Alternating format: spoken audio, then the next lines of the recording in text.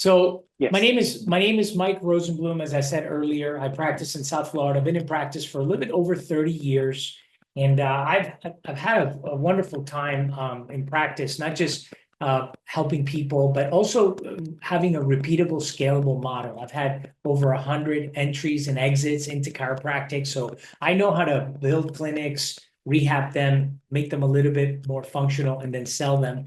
And over time, I realized that the one element that was consistent is that we were showing doctors how to create systems and processes so that they actually transition from having a job to having a business, right? And so that's one of the things that I've been learning to specialize in lately is to do that. And I found that the biggest factor that helps people do that is to be able to teach people how to communicate in such a way that people are compelled and then they close, right? Because a lot of people know how to speak and know how to talk, but the reality is that communication is a bridge between understanding and action, turning knowledge into connection and making complex ideas simple enough to inspire trust, clarity, and change. Somebody already was asking about how do I get people to know, like, and trust me? Well, one of the best ways that you can get people to know, like, and trust you is by just speaking clearly.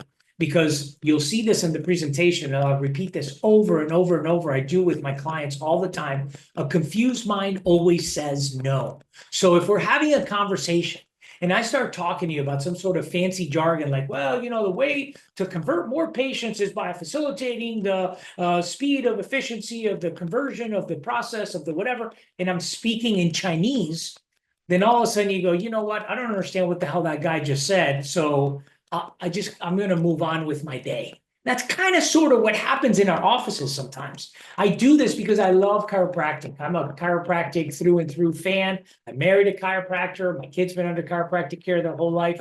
And so I felt like at some particular point, I made the conversion from trying to see the most people I could to trying to help other doctors see more patients. And that kind of helps me. And then the idea is that we want to teach people how to communicate. Like, don't just communicate, don't just give out data, like give out data with excellence so that people fully understand what you're saying and they can repeat it to their loved ones. So the goal right now is in a very short time that we have together to build huge value. Well, that's exactly where you need to be aiming for in your office. I love the idea of Jiffy Lube, right? They used to have the best marketing strategy in the world. They said, we don't want to change the world. We just want to change your oil. I think that all of us should adopt that philosophy in our practices. Sometimes we can be so spread out and so confusing. What do you do in your office, Dr. Mike? Well, I do weight loss, I do hair analysis, I do saliva analysis, we adjust, we do prenatal, we do health, we do personal injury, we do workers' comp, we do this, and I'm like, holy crap, after about the fifth or sixth item, I have no idea what the hell you do. So I think that streamlining the services that you offer in your clinic, at least your top three, gives you a very good competitive edge over some of the people in your area, because chiropractors we're so high on the skeptic scale that we want to include as many things as possible. We want to save chiropractic. Well, guess what? Chiropractic doesn't need saving. You just need to be really good at what you do, communicate it in a really clear way, and things are going to work out just fine. They have for a long time. A confused mind always says no. If you want to get a little tattoo of something cute on your wrist, you might want to think of this one. Because when it comes to communication, whether you're communicating with staff or whether you're communicating with your patients, a confused mind does indeed always say no. Now, in that same spirit of not trying to create confusion, I often recommend to doctors to substitute the word subluxation and to give it a new name. Now, if you're a purist and if you're a big philosophy person, you go, no, you know, D.D. Palmer, B.J. Palmer, Harvey Lillard, subluxation, blah, blah, blah. Go for it. You be you. Again, look, I don't want to change the world. I just want to help you change your oil, right? So in my offices, I learned over time that no matter how much I try to educate on the word subluxation, people didn't know what it was. And so I kind of changed the name. I think a lot of you have as well. And if you haven't, you ought to consider it. At the end of the day, a subluxation is a problem that ends up putting pressure on a nerve, and pressure on a nerve is not good. At the very, very least, pressure on a nerve is not good. In fact, we tell patients pressure on a nerve is it good or bad? Well, obviously, it's very bad. So you have a very short window of time to communicate with your patients, right? And you guys know this already. But when you meet somebody, whether it's on the phone or in person, you have roughly 3 seconds. You really need to pay attention to all of the things that you're saying. Because if the first 3 seconds of your encounter are something that's a little bit confusing or goofy, or you say the wrong kind of joke, or you make a blasé comment, or whatever it is, it's very, very difficult to get back inside the brain and change that person's perspective of you. You know what I mean? Now, before people come into your office, they have to call your office, right? This is one of the beautiful things that I enjoy about Angel. They help us to get calls. Sometimes they help manage our calls. But at the end of the day, the phones are truly a lifeline into your office. In my clinic, I say this: phones are not a right, they are a privilege. The last thing I think you ought to do is take your brand new employees and say, well, I don't really know what to do with them, so I'm just going to have them answer the phone. The phone is where people are deciding whether or not they're going to come into your office. And guess what? Today, they're not even dialing your number. They're on their device. They click on a link. They hit a number. It calls your office. And you have all of about 3 to 5 seconds to be able to make a really good impression before they hang up and call the very next person that's right below your number. So really important to do that. One of the things that we recommend to doctors in Pro 17s is this concept called pre-framing. And I'm going to share it with you for free right now. Pre-framing is a simple way to get more leads to schedule consultations into your office. There's really 4 different steps that we like to talk about. Number 1, you pre-frame your clinic. Oh, hi, how are you? My name is Mike. Why are you calling? Oh, I'm calling because I have low back pain. Wow, it's a good thing you called our office, because did you know that Dr. Angel is actually one of the best doctors in the state in helping people solve low back problems? So already you're providing really interesting content for that doctor. For that patient with regards to your clinic. And guess what? Very rarely is somebody going to hang up because you say something like that. Now, as you continue your conversation, obviously, you can frame the consultation and discuss to them what's going to happen during the consultation. But you want to give examples that really paint a visual. When you meet us, when you come into our office, I will personally give you a tour of the clinic so you can feel really comfortable. I'll help you fill out all your paperwork, explain the potential causes of your problem. And we really just want to make sure that you're a good candidate, because, Dr. Angel is not even going to accept your case unless he feels like he can change your life for the better, unless we can really, really help. So you're talking to people and you're providing hope and inspiration in a really good way. By the way, Angel, I think there's 2 people that are in the waiting room. You may want to let them in. Unless I can do that. Hang on a second. Oh, there. Yeah, can you let them in? Oh, yeah, I did. I just did right now. Awesome. Awesome. Thank you. Okay, fantastic. Sorry about that. So anyways, the next step is, we tell the staff, let me see. Okay, so do as much for the patient as you possibly can. Don't ask patients to do something that you can do for them. Why? Not because we want to spoil people, not because we want to, be slaves to anybody, but the reality is that you're in a really, really competitive space. If you guys are practicing in California, New York, Florida, well, yeah, you need a competitive advantage. And so if you're going to tell the patient, go over here, download this link, do that, print this, fill it out, scan it, go here, go there, patient's going to, in their mind, going to be like, wait a minute, this is too much stinking work. I'm going to try the next person. And so don't ever let a patient do something regarding the onboarding process that you could help facilitate. I just think that's smart advice. And then lastly, when it comes to your fees and your services, I have a lot of information to share about that, so I can't do it in a brief presentation like this, but I'll tell you this, not a problem with you saying our services are not the cheapest, but no one's going to work harder once you become a patient in our office. We're not the cheapest, but we're the best. Focuses on the word the best. A lot of times people are grinding you for, well, how much is this? And what are they going to do? And what does your doctor do for sciatica? Or what does your doctor do for headaches? And it's like, we haven't met yet. I can't talk to you about what the doctor is going to do because first of all, I'm not even a doctor. And second of all, I'm not sure the doctor is even going to accept your case. So why are we having all of this conversations about stuff that is great content, great questions, but they're premature? So those are just a little bits of advice that I have for you regarding your time on the phone. Of course, at some particular time, if you'd like to have a more private conversation about how we could potentially help in your office, then I'll be more than glad to do that.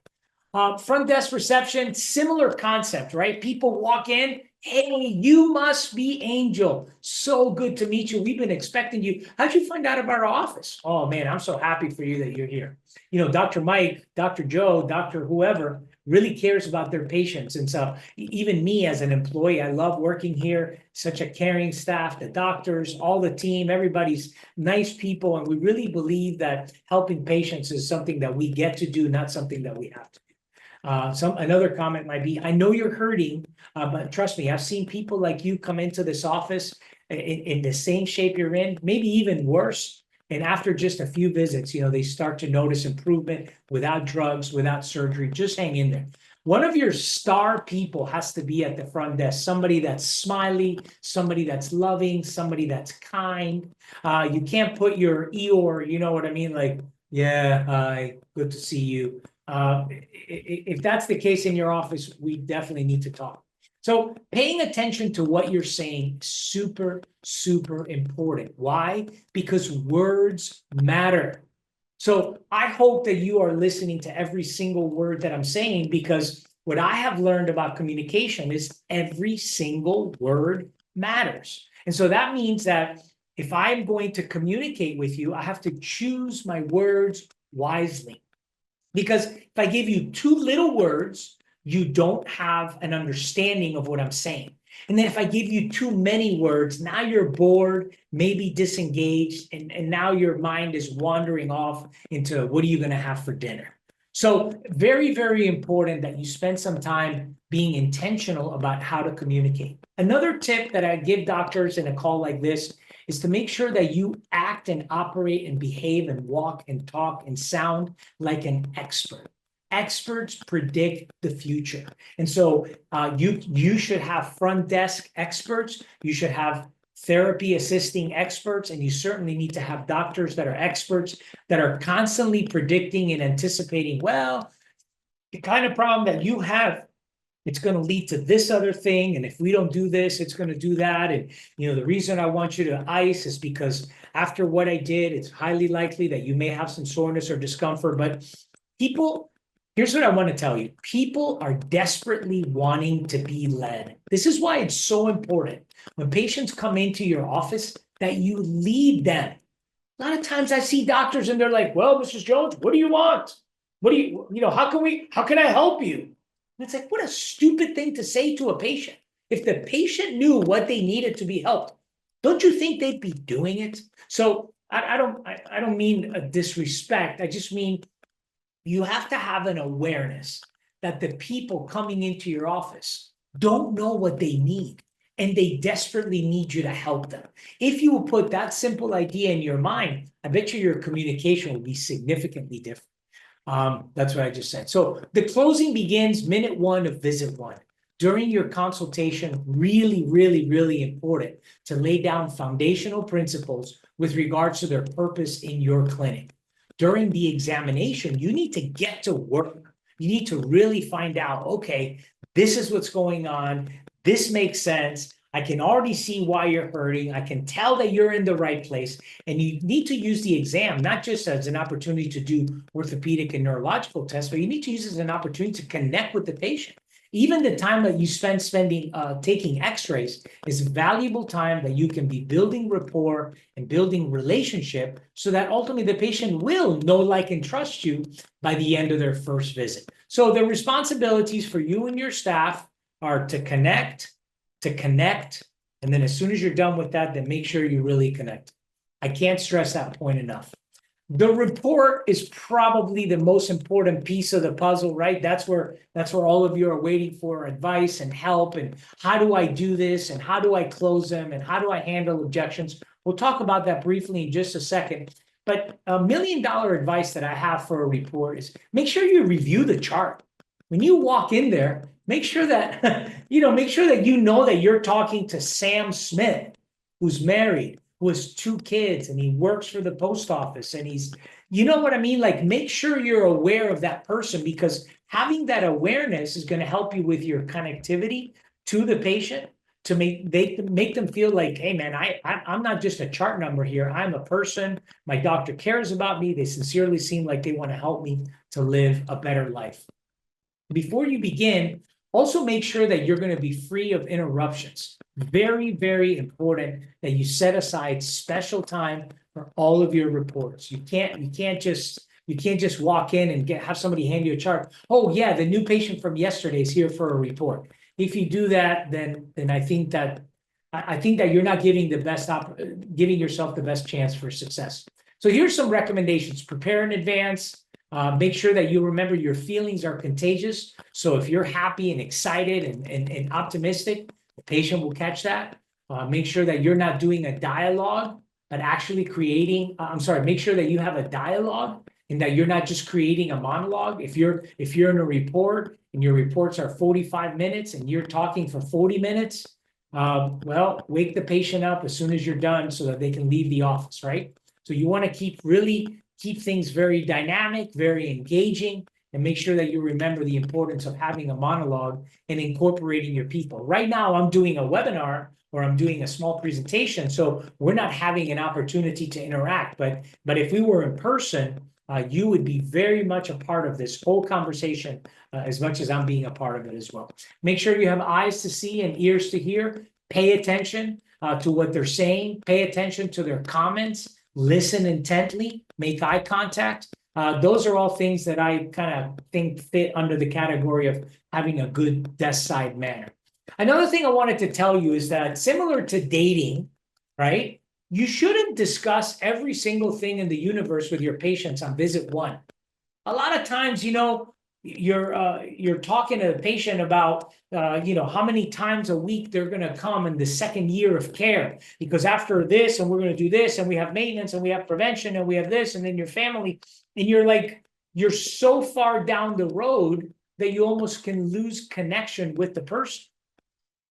First date, you talk about things so that you have your best chance to get to a 2nd date. And when you have a 2nd date, I'm not a dating expert, but I would think that in the 2nd date, you're trying to, find out a little bit more, but then you want to have a 3rd date, right? So make sure you stagger the information that you share with your people. You don't have to go over the entire story of your entire life all in 1 or 2 visits. Speak in simple terms. If this is my problem, how do I fix this problem? Involve the patient in understanding the simplicity of the treatment that we do. So rather than complicate it, simplify it. I like analogies like, yep, this is oldies, right? You got a hose, water's flowing out, the hose has a kink in it, the water doesn't come out properly, and you think that's good or bad, So when you talk about things and you create analogies, you're definitely helping people to function in a really, really good capacity as it pertains to their understanding. During the X-ray session, make sure that you highlight things, point things out. This area over here is normal. This area over here is compressed. The bone is out of alignment. Do you see that? Do you understand that? The more involved the patient is in the process of understanding what's going to happen, the more likely that they are to comply. When you're taking X-rays of people, make sure that those X-rays too are clear and that they're not distracting. If you take an X-ray, you have digital X-ray, you take an X-ray of somebody, and the X-rays don't show you clearly what you want to see, then just pause and repeat it. But make sure you understand the X-rays are there for clinical information, for diagnostic purposes, but also for patient education. I recommend you have images, right? Like say, well, Mrs. Jones, the reason you're feeling the tingling down your arm is because, see, over here in your neck where we found the problem, the nerve originates there, but then like a wire radiates down the arm. And so you're able to communicate simple concepts that you already know about. Same thing with sciatica, right? I know you say you feel a pain deep in your butt or all the way down the leg. Problem's actually starting in the spine. We need to fix this, and we need to fix it quickly. So I'm recommending the right therapy to fix each part of your problem We spend a great deal of time teaching doctors how to prepare the perfect care plan, because if you have the perfect care plan and the patient understands why care plans, then you're able to have much better compliance. And so make sure that whatever you're recommending, that you notify the patient, these are my best recommendations. A patient that is not an expert in your field should have no thought process to say, well, yeah, I want to change that. I don't want to do this and I want to do that. Like, based on what grounds do you, as a patient that works for the post office, based on what grounds do you think that we shouldn't do this or we shouldn't do that? And have conversation and have dialogue, right? But the more you think of yourself as the expert in the room, the more you're going to be able to communicate like it. We only accept cases we can help. I think that's a really important thing to communicate to your patient. That way there's real value behind what you do. And then, of course, at the end of your report, you want to tell people, hey, you got 3 options. You could, number one, you could do nothing. You can choose it to let it get worse. In my experience, after X number of years, is that if you leave this problem alone and do nothing, chances are that it will get worse. It will progress in severity and intensity. The next thing you can do is you can go back to your medical doctor, orthopedic, surgeon, whatever, and they'll prescribe more medications, perhaps even surgery. Or the third option, which we actually feel might be the most logical option, is to let us help you. Let us help you live a better life. You know, you deserve to feel better than you do. And that's it. Comment to patients what you specialize in. Let them know that you are very familiar with problems just like theirs, because patients don't know why other people go to the chiropractor. They only know why they went to the chiropractor. And so make sure that you give them a feeling of confidence and really enthusiasm with regards to what it is that you're offering. So, all right, well, that completes my little chat, and I hope that it was quick and efficient, and that if you were taking a little bit of notes, that at least you're thinking differently about, man, there's a handful of things that I could be doing better. But now is the time when I would love to answer any particular questions. And so I'm going to begin with what we have on the chat. As far as retention, new patient experience, building trust and educating. Yeah, that's a huge thing, right? Those are huge questions, but I'm going to tell you that retention is the fruit of good systems. And you can't really even start with retention. The way that you start with retention is by going back to your systems and saying, are we providing an excellent patient experience? Because when people are treated with excellence and where people are treated with excellence, they will stay, period. So if you're having a problem with retention, you can't ask anybody but yourself or the patient what led to the loss of retention. And really, one of the things that my clients enjoy is the fact that we're a very boutique kind of a coaching group, and we provide real, honest data. And so one of my doctors says, I'm having a problem with retention. Then I say, well, I'm going to tell you right now, the problem is only who? It's only you, because you're the captain of your ship. The people in the office are the ones that can control retention. So that means the staff, the front desk, anybody that comes in contact with the patient. If they will be excellent in their customer service, you will not have a retention problem unless the doctor is not getting any clinical outcomes, right? So number one, patients are retained because they have an excellent experience. Number two, patients are retained because they're getting great results. And number three, patients are retained because life is hard and life is difficult. And if we create an environment that people enjoy coming to, then they're going to want to be in that environment once or twice a month or more. And so that's where retention really comes from. The new patient experience, we can talk about that for a long time, but it needs to be exceptional. It can't feel like a regular doctor's office. It can't feel like this. It can't feel like, yeah, are you Tracy? Oh, okay, Tracy, here's your forms. Like, if you want to struggle in practice, do that. If you want to have an exceptional practice, is that, you must be Mr. Angel. It's 3 o'clock. It's 3 o'clock. Angel, are you Angel?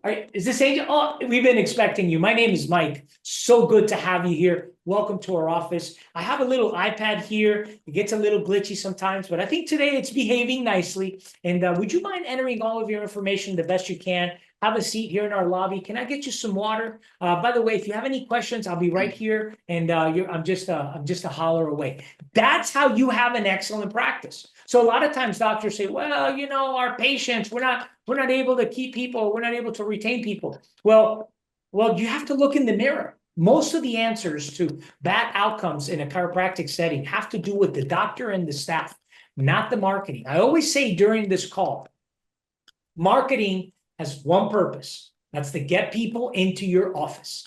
The minute Angel delivers a patient into my clinic, I say, Angel, thank you very much. I appreciate it. You've earned your keep. Now it's my job. Now it's my business. Now it's my problem to retain that patient, to convert that patient, and to get that patient to refer. That is not the job of the marketing company. That is solely the responsibility of the clinic. Now, Dr. Patel is asking about objections. Objections are commonly, you know, too much money. I got to go home and think about it. I got to do this. Does that sound right, Dr. Patel? Are you still on the call? Yeah, that's about right. Yeah. So give me an example, and let's do, just for the sake of this session, I want to honor you by doing just a live,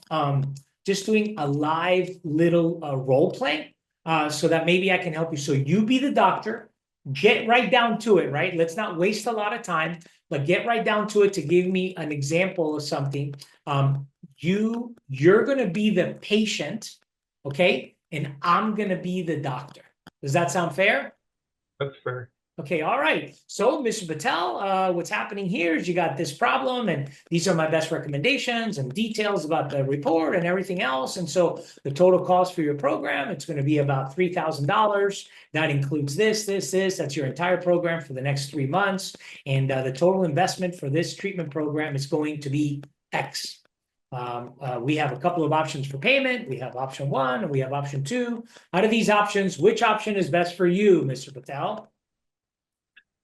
Well, to be honest, it's quite expensive for what I'm thinking of getting. Okay. Well, first of all, I completely agree. I think that it is a significant investment.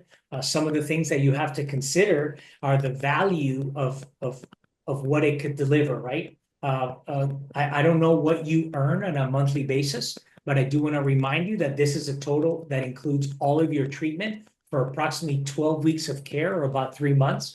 In addition to that, based on the condition of the spine that you brought to our office, I do and did feel that these are our best recommendations. And so I know that it's probably a bit of a shock to you. Perhaps you're accustomed to going to your primary doctor and paying a small copayment. The reality is in our healthcare system today, insurance companies cover predominantly prescriptions and procedures, neither of which we do in our office. And so if taking care of this problem is enough of a priority for you, then perhaps you might consider making it a priority, not just for your present, but also for your future. Now, let me remind you that the time to build value is not during the report. We've been building value all along. So we teach our doctors to build value from the very beginning of the consultation, because by the time you get to the report, we don't want to say, well, how important is it for you to do this? That's something that should have happened a much long time ago. But I think that when people talk about, well, this is a lot of money, you 100% have to agree. In my office, the average care plan is probably $3,800. And so when people say, whoa, that's a lot of money, I said, I agree. But you brought me a lot of problem. Bring me a smaller problem and I'll offer you a smaller solution. But based on the condition of the spine that you brought me, these are indeed my best recommendations. And again, when we have more time to coach doctors and to train them in the right culture, then we're able to really elaborate and build on this premise. That's essentially the essence of what we do. Does that answer your question, Dr. Patel? Do you have another scenario or another common objection? Thank you so much for sharing that. That's awesome. Yeah, I have great. a quick question, Mike, Yes. about that. Do you find if you don't build enough value early on and at the close have to kind of retract to that objection and kind of backtrack to the value that you lose the patient in that moment? Because like you said, you want to build that first, right? By the time you're closing and sharing numbers, they've already been educated. Correct. They understand the Correct. investment. Do you feel like if you have to reiterate more objections that you kind of lose the patient? I think you have a really good point. What I do when I do a report, I do almost all the reports in my clinic. If I feel like I've created confusion, I often will stop. I'll acknowledge it and I'll apologize. I'm sorry, Alicia. I think that in the spirit of trying to help you and in the spirit of wanting the very best for you, I may have created a little bit of confusion. So let me begin again. Boom, and I restart. So that you have to be in charge of the entirety of the conversation. There's only one person in charge of the room. You guys decide who you want to be in charge. Right now, I'm in charge of this, not only because I have administrative rights on the Zoom call, but because I am speaking as an authority. And if you challenge something that I would say, then I would receive it calmly and I would give you a response. But I am in charge of this show. Many times a doctor loses that control, and then the doctor's in the room and the patient's like, well, why do you need to do this? And the doctor's like, oh, sorry. And they're cowering back. Once that happens, it's almost like, oh my gosh, you gotta go to the bathroom or something. You gotta interrupt that process and start all over again, because there can only be one person in charge inside the room. Does that help? Awesome.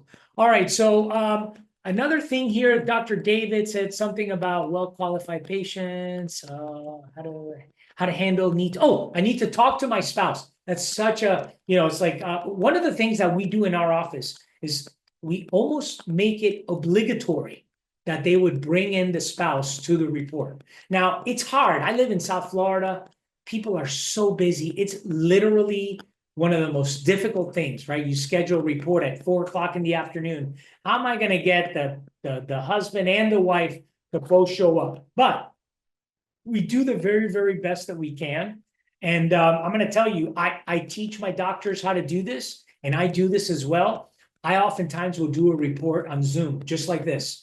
So I may have the patient in the office with me, and I'll have the spouse on a monitor, and I'll go over all the information. I just want both decision makers in the same space so that when it comes to time to talk about the money, they can't give me that thing about, well, I need to go home and talk about it with my spouse. Now, guess what? Even if you do that, you have couples that are in the room saying, we have to go home and talk about it. We have to go home and think about it. Listen, if that's the case, we're limited with what we can control. That's why I believe so strongly that you build value before you get into the report. When you do things the way that they can be done with excellence in communication, by the time you get to the report, it's more a matter of choosing which payment option, not choosing the care.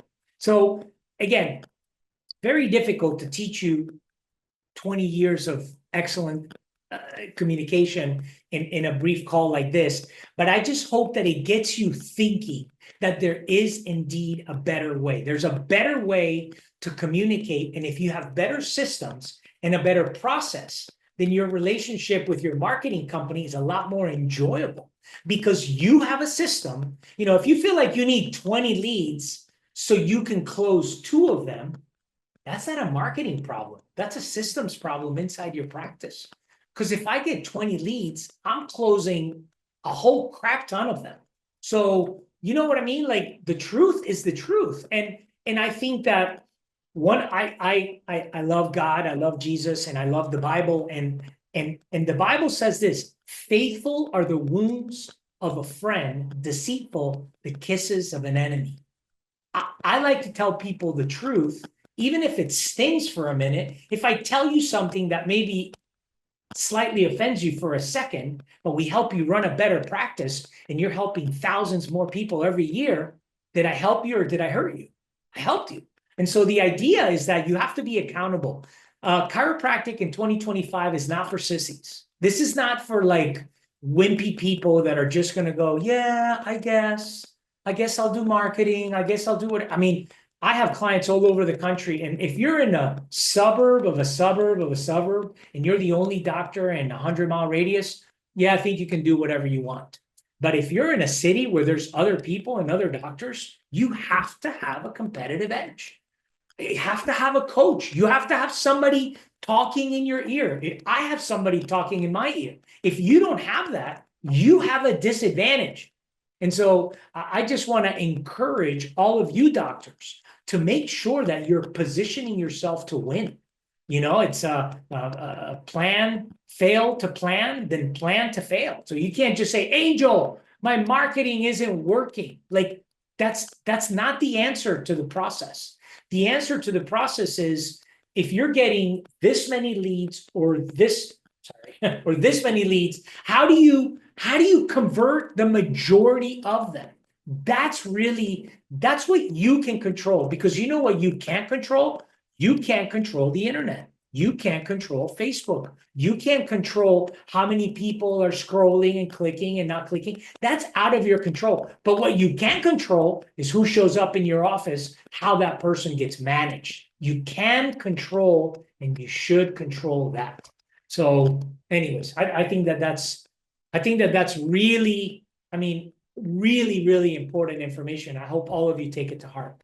Angel, what are some other things that we can do for these doctors to bring value and to help them to have a better practice? No, I mean, I think you said a lot of great things, Dr. Mike. And if you have any other questions, anyone here, please let Dr. Mike know. But something that came to mind, and I remember this analogy. Well, it's not an analogy, but like, for example, in Hollywood, right? When they're about to pick the main star, everybody has the same script, right? All the actors come, but who gets to be the main actor? The one who performs the script better. So I feel like you, Dr. Mike, are giving everyone the script, right? Now, how can you make this better is by, number one, if you can get Dr. Mike's help. I mean, right now he's going to be offering a 360 analysis for free. So he can guide you step by step how you can make this better, right? But I feel like, I mean, this is all doable. And I've been hearing this on my end, Dr. Mike, on my side, like how like chiropractors, doctors, clinics, they get a lot of people through the doors. The problem is just retaining them, right? And you basically said in a short time, you know exactly what they need to do. But no, this is great. I mean, from my point of view, it's been an eye opener for me too, because again, I am the person who only views the marketing side, but what happens after the patient walks through the door, and all this information, Dr. Mike, it's been very helpful to me, and I'm sure to many other doctors as well. So anyways, do you different with Hispanics? Do I talk different, or can you clarify that, David? How the case is, no, I don't communicate any different. I don't care if, listen, this is actually part of my training, my onboarding for new doctors. I communicate virtually the same way, whether my patient is illiterate, or they're a grad school, PhD, because I want to communicate with them on a human level, not on an intellectual level. I'm not exchanging data points. I'm trying to communicate as a person. And so and what I'm really, really good at is I'm really good at identifying who I'm talking to like this. I sit with somebody and I'm like, I don't know how I got this, but we try to teach this to doctors, right? You do it by looking at their history, looking at their dynamics. You do it by living life for a long time. So if you've been alive for a long time, you're probably naturally good at this. You need to identify who the person is. So you want to connect well with them in a few seconds, but you also need to identify who they are in a few seconds. Once you identify who they are, communicate at their level.